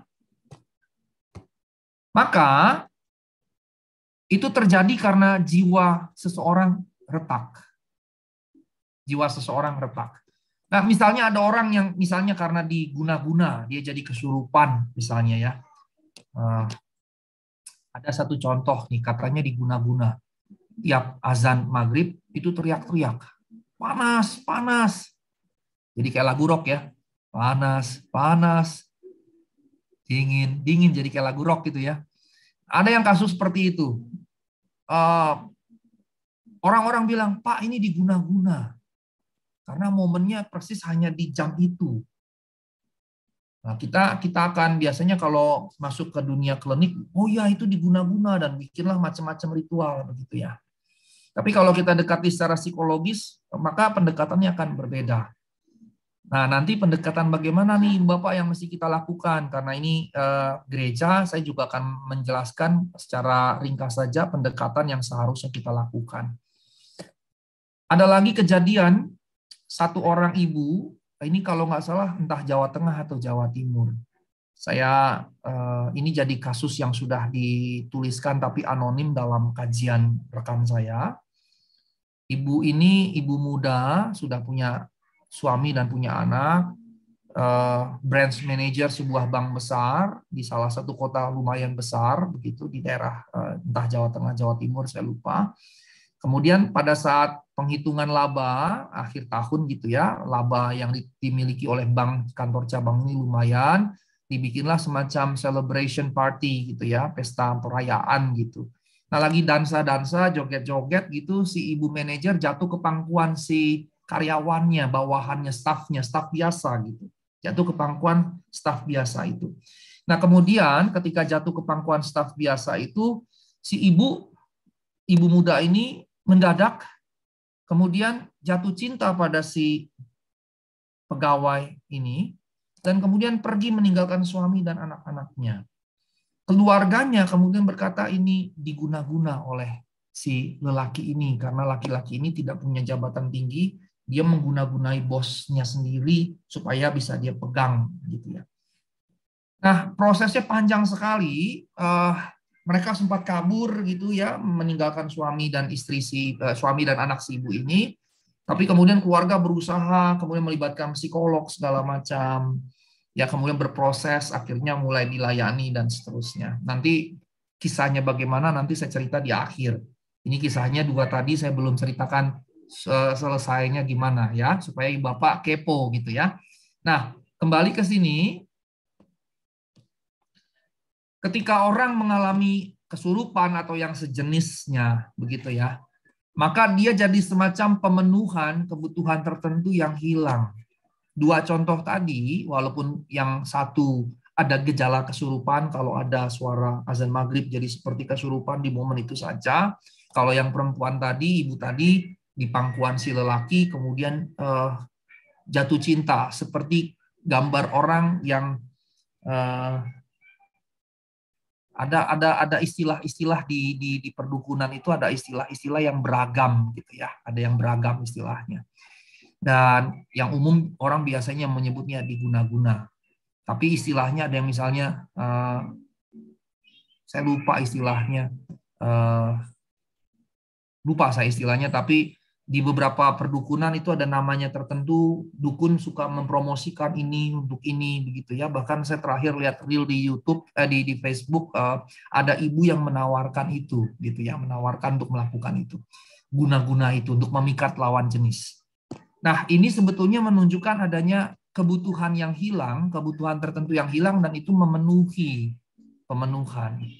Sehingga karenanya yang kita bisa jelaskan adalah dia adalah gejala sebetulnya. Jadi Ibu Bapak misalnya pun dia genuine diganggu roh jahat, sebetulnya itu bukan problem, tetapi itu adalah gejala.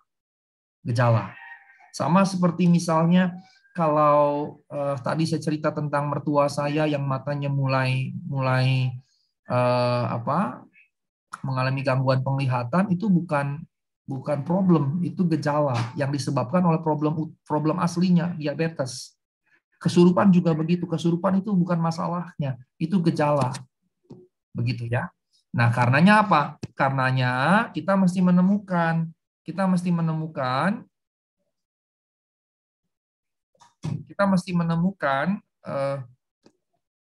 penyebabnya. Kalau penyebabnya tidak ditangani, dia akan terus-menerus terjadi. Seperti yang tadi saya katakan pada Bapak sekalian, orang yang dengar suara azan maghrib itu di momen itu langsung. Nah itu berarti apa? Itu tadi yang saya katakan bahwa akan kambuh terus gitu. Nggak akan. Kita doain kalau core masalahnya, inti masalahnya tidak diselesaikan akan muncul terus. Jadi core-nya yang harus dilakukan. Sehingga gini, kalau misalnya di antara ini saya asumsikan ada ibu bapak yang majelis di sini, anggota majelis ya, penatua yang hadir. Kalau menghadapi itu maka sebetulnya bukan didoakan yang terutama. Dia boleh didoakan untuk reda ya, tapi yang terpenting sebetulnya bukan itu, tapi mencari penyebabnya. Nah, pencarian penyebabnya itulah yang dibutuhkan, yang mesti dilakukan dalam pastoral counseling, menggali penyebabnya. Nah, tadi yang 6 saya sebut tadi, itu saya gali dalam-dalam. Dan saya kalau konseling itu, saya catat semua yang diomongkan, saya catat. Kemudian setelah itu saya perhatikan, saya pelajari. Nah, cukup banyak yang saya temukan, sebetulnya seperti yang dikatakan oleh William James, entah roh jahat ada atau tidak, sebetulnya penyebabnya adalah ini, jiwa yang retak. Maka ketika saya mencari penyebabnya, saya harus mencari penyebab keretakan itu apa. Dan cukup banyak penyebabnya adalah trauma masa lalu, terutama di masa kecil. Mengapa? Karena Sigmund Freud itu menjelaskan kurang lebih seperti ini. Saya jelaskan sedikit dalam tabel. Kita punya alam itu ada 3. Ini alam sadar, ini bawah sadar, ini tidak sadar. Semua indera kita, 5 indera kita itu, 5 indera itu di sini. Itu di sini, di alam sadar. Sehingga segala yang kita alami dengan 5 indera kita itu dari sini akan masuk ke sini. Dari sini akan masuk ke sini. Termasuk semua pengalaman buruk, trauma masa kecil. Nah, ketika ada pengalaman mirip trauma yang tersimpan baik di sini maupun di sini akan keluar masuk ke alam sadar. Yang bagi sebagian orang bisa berupa atau berwujud kesurupan dan sejenisnya. Nah, karenanya kembali ke share materi saya. Jadi kesurupan itu adalah gejala, karenanya harus dicari penyebabnya. Kalau tidak akan kambuh lagi. Kalau dia dibilang dia diguna-guna, kalau tidak dicari penyebabnya maka guna-gunanya akan kambuh. Walaupun sebetulnya belum tentu diguna-guna, atau kalaupun memang diguna-guna bisa diselesaikan kalau penyebabnya bisa diketahui. Nah, kondisi psikologis ini penting nih. Keyakinan spiritual akan dunia lain yang memahami adanya dunia roh. Ibu bapak, tidak mungkin orang kalau tidak percaya adanya roh bisa kerasukan roh. Tidak mungkin. Ini perhatikan baik-baik. Pemahaman akan adanya roh-roh itu justru jadi pintu untuk pengalaman-pengalaman kerasukan oleh roh-roh. Makanya orang barat yang memang tidak percaya pada non-material tidak mengalami kerasukan. Karena memang dia nggak percaya. Sehingga butuh jembatan. Ini belakang saya jembatan ya. Butuh jembatan supaya dia bisa nyebrang. Jembatannya apa? Keyakinan. Keyakinan akan apa? Keyakinan akan adanya dunia lain. Pak, berarti bukannya memang kita percaya begitu. Bukannya memang ada dunia lain. Atau berarti kita nggak boleh percaya pada dunia lain. Surga kan dunia lain. Malaikat kan dunia lain, bahkan Allah pun dunia lain. Nah, ini yang mesti jadi catatan. Bukan berarti bahwa karenanya kita tidak boleh percaya pada Allah dan malaikat-malaikatnya, tetapi kita harus memberikan batasan-batasan. Jangan sampai kita punya pemahaman bahwa semua kejadian ini berkaitan dengan dunia roh, begitu ya. Harus hati-hati. Bahwa mereka ada, Allah dengan para malaikatnya, iblis dengan para setannya, iya. Tapi jangan kemudian semuanya dikaitkan ke semua itu. Ya, jangan ekstrim kiri, jangan ekstrim kanan. Semakin kita percaya akan eksistensi roh-roh, apalagi roh-roh jahat, ya ini semakin terbuka besar. Kalau gitu bagaimana? Kalau gitu adalah begini caranya, adalah secara teologis, secara biblis adalah tetap meyakini bahwa baik roh-roh yang berasal dari Allah ada maupun juga roh-roh iblis, tapi tidak takluk, tidak takut akan roh-roh itu. Terutama dalam hal roh-roh jahat gitu ya. Tidak takluk, tidak takut akan roh-roh itu. Yang berikutnya nih kepribadian nih Bapak. Orang yang imajinasinya kuat. Imajinasinya kuat. Suka menghayal, suka mikir yang macem-macem. Imajinasi itu ya bahkan bukan cuma kuat tapi liar. Yang berikutnya suggestible. Suggestible itu gampang dipengaruhi orang. Gampang dipengaruhi orang. Tadi contoh yang saya katakan, kalau ibu bapak kesepian di rumah, matikan lampu, setel film horor, dan setelah itu ibu bapak tidak akan sendirian lagi karena merasa ada yang di sekitar gitu. Itu sebetulnya aspek ini, suggestible. Aspek suggestible. Saya tidak takut dengan film hantu karena saya sudah punya pemahaman. Karenanya kalau orang bilang, "Yuk nonton film horor, ini lagi bagus, ini lagi bagus." Saya katakan, saya buang-buang duit nonton film 50.000 tiket satu orang. Saya buang-buang duit karena saya nggak akan takut dan saya nggak ngerasa ada manfaatnya. Buat saya lebih baik nonton film drama, action yang saya terhibur gitu. Adrenalin saya tidak terganggu dengan film-film horor itu, dan rata-rata kan mereka memainkan musik kan, ibu apa betul kan? Kan musik. Mengapa? Karena resonansi musik itu nyambung dengan saraf di kepala kita dalam konteks kaitan ini gitu. Sama saja kalau di gereja kita nyanyi pakai nada minor, itu kan akan menyentuh kan. Nada-nada lagu melo yang bikin kita terharu itu kan nadanya di minor. Kan begitu ya. Jadi memang resonansi musik itu berkaitan dengan gelombang otak gitu. Ya, jadi karenanya aspek suggestible ini menjadi penting sekali. Kalau dia suggestible, maka dia bisa mudah sekali mengalami gejala-gejala entah kerasukan, diguna-guna, dan lain-lain. Yang berikutnya pencemas, gampang cemas. Yang berikutnya tertutup. Yang berikutnya sulit beradaptasi. Yang berikutnya emosional. Emosional bukan dalam pengertian sensitif yang positif gitu ya, tapi gampang meledak-ledak, gampang marah, tapi juga gampang tersakiti, gampang terluka, gampang sedih, dan seterusnya. Berikutnya cara berpikir yang kontradiktif. Caranya kontradiktif. Yang berikutnya naif. Nah, situasi yang membuat ini bisa terjadi, memicu imajinasi. Situasi yang memicu imajinasi. Nah, ini yang penting. Perasaan, pengalaman mirip peristiwa trauma atau abuse. Nah, ada banyak orang yang seperti ibu tadi, sekarang saya masuk ke penjelasan ibu tadi. Ibu tadi mengapa begitu? Rupanya, waktu ibu ini kecil, dari lahir sampai usia 5-6 tahun, itu tiap pagi sebelum papanya dari ibu itu pergi kantor, di pangkuan papanya. Pulang kantor pun di pangkuan papanya. Tiba di usia 5 tahun, papa mamanya ribut, papa mamanya punya selingkuhan, dan ributnya luar biasa, dan papanya meninggalkan mamanya. Dan sejak itu dia kehilangan pangkuan ayahnya. Padahal itu usia emas.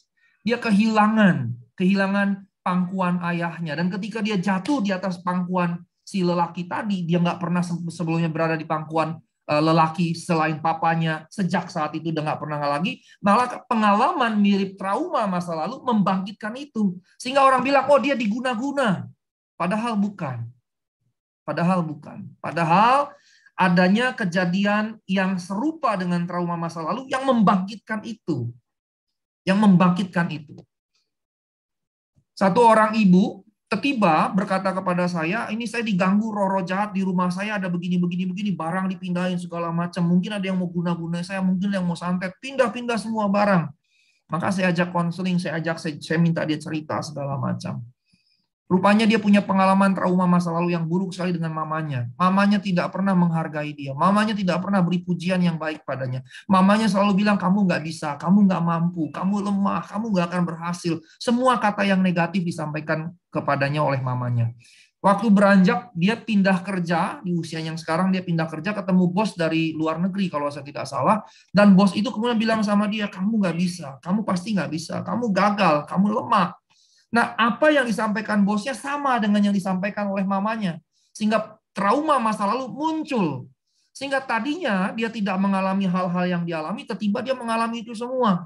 Yang disebabkan oleh apa? Adanya trauma masa lalu yang kemudian udah terpendam di alam bawah sadar bahkan tidak sadar, yang muncul ke alam sadar lagi berdasarkan kejadian serupa dengan trauma masa lalu. Nah, Ibu Bapak yang terkasih dalam Tuhan Yesus Kristus, yang berikutnya adalah kesehatan, kelelahan, apalagi mudah lelah, tipes, PMS, kemudian ya termasuk kalau ini perempuan ya, kemudian mudah pingsan. Nah, jika semua keadaan ini terjadi, terpenuhi syarat-syarat ini, maka kita akan mengalami ini mudah sekali dalam berbagai macam, bisa kerasukan, bisa kemudian pengalaman seakan-akan saya diguna-guna, disantet, dan seterusnya, dan seterusnya. Nah, rekan-rekan sekalian, pertanyaan terakhir yang saya mau ajukan adalah gini, lalu bagaimana? Apakah tidak ada pengalaman yang memang betul-betul dari perdukunan, betul-betul diguna-guna atau disantet? Persoalannya bukan benar atau tidak, tapi persoalannya adalah begini, semua aspek itu bersinggungan dengan aspek psikologis.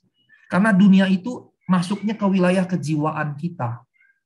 Karenanya gejalanya pasti akan nampak secara psikologis. Perbedaannya adalah bahwa para psikolog dan psikiater dididik dalam pemahaman ilmu pengetahuan yang materialistik, yang tidak akan bicara tentang roh-roh. Sementara kita yang orang percaya di Alkitab, kita mempelajari itu ada.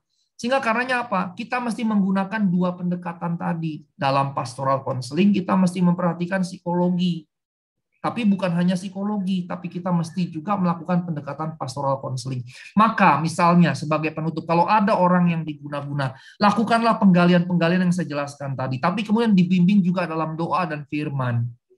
Sampai traumanya dipulihkan. Bahkan saya mengajarkan untuk berkolaborasi. Gereja yang memperhatikan umatnya adalah ketika ada umat, anggota umat yang mengalami begini, berkolaborasi pendetanya dengan psikolog, bahkan dengan dokter. 3. Supaya kemudian orang-orang yang mengalami hal-hal yang seperti ini bisa terselesaikan. Nah, last words dari saya. Persoalannya yang mesti dilakukan adalah bagaimana supaya jiwa orang tersebut dipulihkan. Ketika jiwa orang tersebut yang retak itu dipulihkan, maka semua ini akan hilang. Maka yang mesti kita fokuskan bukan pada perdukunannya, santet guna-guna, pelet, dan seterusnya, tapi bagaimana jiwa orang yang mengalami itu dipulihkan. Dan untuk ini kita mesti investasi tenaga, waktu, perhatian, dan kasih kita kepada orang itu supaya ia pulih. Saya melayani satu orang sudah 3 tahun, dari 2019 sebelum COVID sampai sekarang. Mendampingi terus, dan saya melihat prosesnya makin lama makin baik, makin lama makin baik. Itu saja yang ingin saya sampaikan. Mohon maaf agak panjang, saya serahkan kembali kalau ada yang mau bertanya. Saya masih rasa kita cukup waktu untuk bertanya. Tuhan Yesus memberkati.